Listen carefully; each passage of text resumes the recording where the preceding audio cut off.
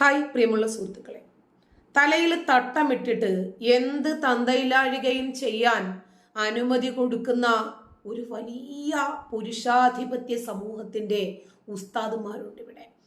അവന്മാര് നമ്മുടെ ചാറ്റ് ബോക്സിലൊക്കെ വന്നിട്ട് പറയുന്നത് കേട്ടിട്ടില്ലേ? എന്തായിരുന്നാലും ഇനിയിപ്പോ ഒരു പടച്ചോൻ ഉണ്ടെങ്കിൽ ഈ ഭൂമിയിൽ അത് മായാവി ആയിരിക്കാനാണ് സാധ്യത. കാരണം മായാവിയെ സംബന്ധിച്ചിടത്തോളം പരമകാരുണികനാണ്. ഡിങ്കനെ യുക്തിവാദികൾ പരിചയപ്പെടുത്തുമ്പോൾ മായാവി ആകുമ്പോൾ ഒരു പെണ്ണിന്റെ രൂപമാണ്. എന്തുകൊണ്ടൊരു പെണ്ണിന് പടച്ചോനാകാൻ പാടില്ല? ഈ ലോകം മുഴുവനും സൃഷ്ടിച്ച് പരിപാലിക്കുന്നത് മായാവിയാണെന്ന് പറഞ്ഞാൽ നിങ്ങൾ അതിനെ എങ്ങനെ ക്രോസ് ചെയ്യും? നിനക്ക് തട്ടമിട്ടൂടെ, നിന്റെ തട്ടം എവിടെ എന്ന് ചോദിച്ച് തട്ടമിടിക്കാൻ വേണ്ടി നടക്കുന്ന കാക്കാമാരോട് ചെറിയ ഒരു ചോദ്യം ചോദിച്ചോട്ടെ. തട്ടമിട്ടിട്ട് എന്ത് നെറികേടും ചെയ്യാമല്ലോ.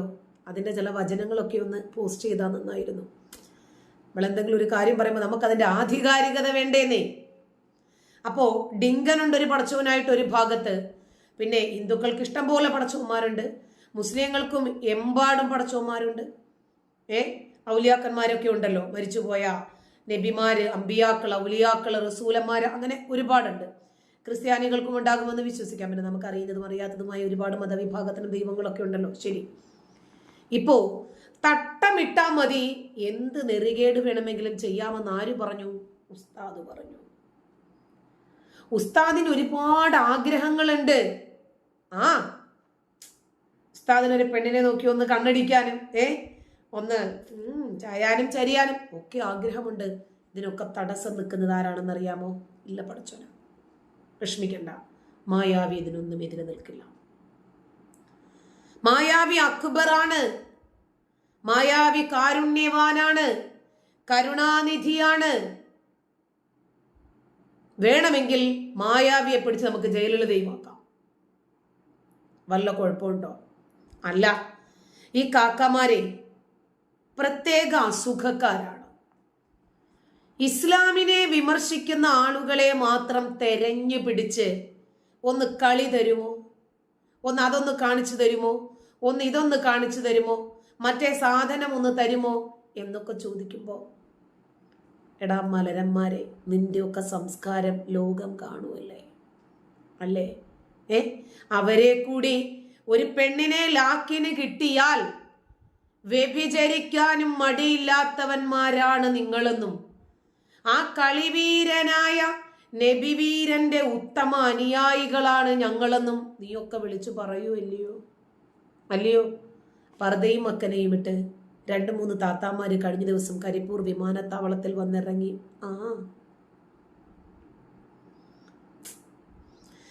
മലദ്വാർ ഗോൾഡുകാരായിരുന്നു അവർ. ഭർത്താക്കന്മാരുണ്ടായിരുന്നു. ഭർത്താവ് മലദ്വാരം നിറച്ചപ്പോൾ സ്ത്രീകൾ മാറി ചിന്തിച്ചു. ഇപ്പൊ നമ്മൾ മായാവി എന്തുകൊണ്ട് പടച്ചോനാക്കാൻ പാടില്ല എന്ന് ചിന്തിച്ചില്ലേ? അതുപോലെ അവർ ഉമ്മറത്തങ്ങ് നിറച്ചു. അപ്പോ ഉമ്മറം ഗോൾഡും മലദ്വാർ ഗോൾഡുമായി ഭാര്യയും ഭർത്താവും ഫ്ലൈറ്റിൽ വന്ന് ഇറങ്ങിയപ്പോൾ നടപ്പിൽ എന്തോ ഒരു അപാകത. ഇപ്പം കസ്റ്റംസ് ഉദ്യോഗസ്ഥർ അവിടെ നിന്ന് ഒന്നുമില്ല, ഒന്നുമില്ല. അല്ല, ബാത്റൂമില് പോണോ? സമയമായിട്ടില്ല. അതിനൊക്കെ സമയവും നേരവും ഒക്കെ ഉണ്ടല്ലേ.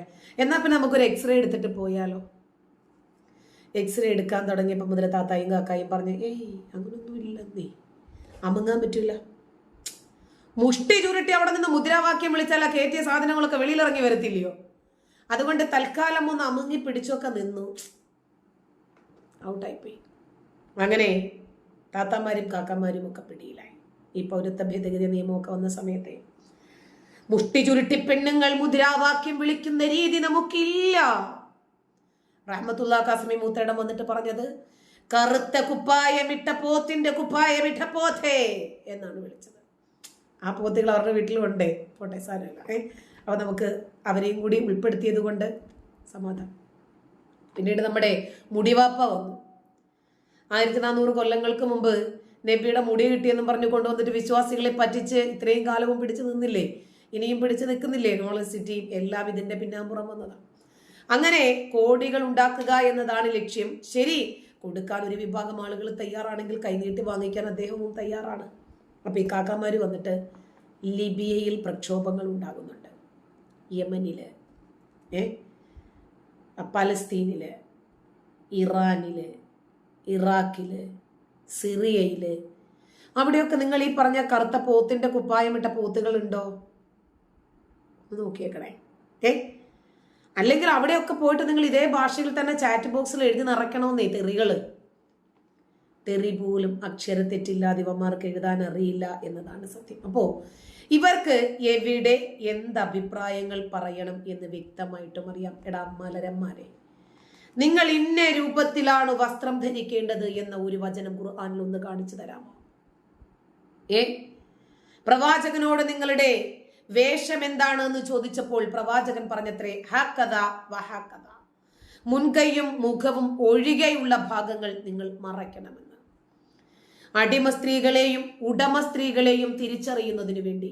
കാരണം നബിയുടെ കിങ്കരന്മാര് പിടിക്കാൻ മുട്ടി നിൽക്കുന്ന സമയത്ത് ഇവർ ഇതെല്ലാം കൂടെ വലിച്ചിട്ടിരിക്കുന്നെങ്കിൽ എങ്ങനെയാ തിരിച്ചറിയുന്നത്? കൊണ്ട് നബി അവർക്ക് ആയാസരഹിതമായി കാര്യങ്ങൾ സാധിക്കാൻ വേണ്ടിയിട്ട് ഒരു നിയമം ഉണ്ടാക്കി കൊണ്ടുവന്നു. എന്നിട്ട് പറഞ്ഞു, ശരി എന്നാ പിന്നെ അടിമ പെണ്ണുങ്ങളെ മറക്കണ്ട, കണ്ടപ്പെട്ടെന്ന് പിടിക്കാൻ തോന്നി ഇവർ ഓടി വന്നോളൂല്ലോ. ശരി, സ്വതന്ത്ര സ്ത്രീകളായിട്ടുള്ള ആളുകൾ ഒരു കാര്യം ചെയ്, മുഖമക്കനകളൊന്ന് മാറിലൂടെ താഴ്ത്തിയിട്ടേക്ക്. ഇത് തന്നെ തെളിവ്. ഇതാർക്ക് വേണ്ടി ഇറങ്ങിയതാ? ഉമർ മനസ്സിലാക്കി നബിയുടെ ഭാര്യമാരൊക്കെ മലമൂത്ര വിസർജനത്തിന് രാത്രി വേളയിൽ പോകുന്ന സമയത്തെ ആൾക്കാർ തിരിച്ചറിയുന്നു. അപ്പൊ ആൾക്കാർ വിളിക്കുന്നു, കൂയി സൗദാ കണ്ടേട്ടാ, സൗദാണ് അങ്ങോട്ട് പോയതല്ലേ, കൊച്ചു കള്ളി മറ്റേന് പോകുകയാണല്ലേ. അങ്ങനെ തിരിച്ചു വന്നപ്പോൾ ഉമറിന് തന്നെ വിഷമം തോന്നി. അപ്പോൾ ഉമർ നബിയോട് പറഞ്ഞു, അല്ല ഭാര്യമാരൊക്കെ ഇങ്ങനെ ഒന്നിനും രണ്ടിനും ഒക്കെ പോകുമ്പോഴേ ആൾക്കാർ തിരിച്ചറിയുന്നുണ്ട്. അതെങ്ങനെ തിരിച്ചറിയാം?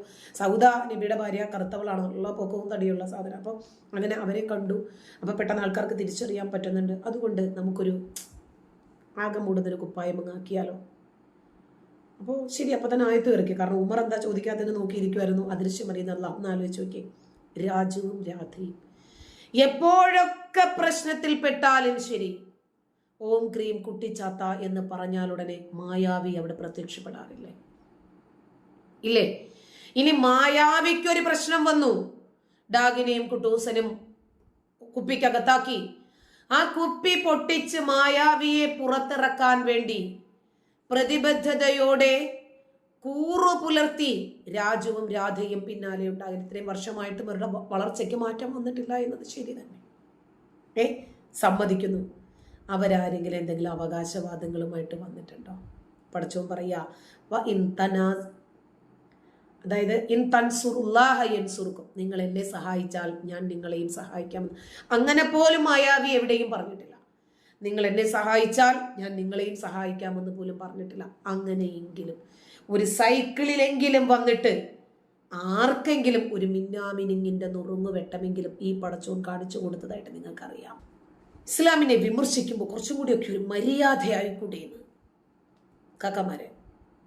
അല്ല സഹോദരന്മാരെ, നിങ്ങൾ ചാറ്റ് ബോക്സിൽ ഭയങ്കര മര്യാദക്കാരാണല്ലേ. ഈ മര്യാദക്ക് നിങ്ങൾ എവിടെ നിന്ന് പഠിച്ചതാ? ഒന്ന് പറയണേ.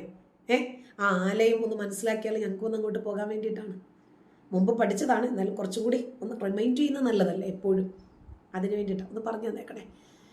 അപ്പോൾ പർദയും മക്കനയും ഇട്ട് കഴിഞ്ഞാൽ മതത്തിന്റെ എല്ലാം പൂർത്തിയായി എന്ന് വിചാരിക്കുന്ന നിങ്ങളുടെ മനോഭാവത്തിനാണ് ചികിത്സ വേണ്ടത്.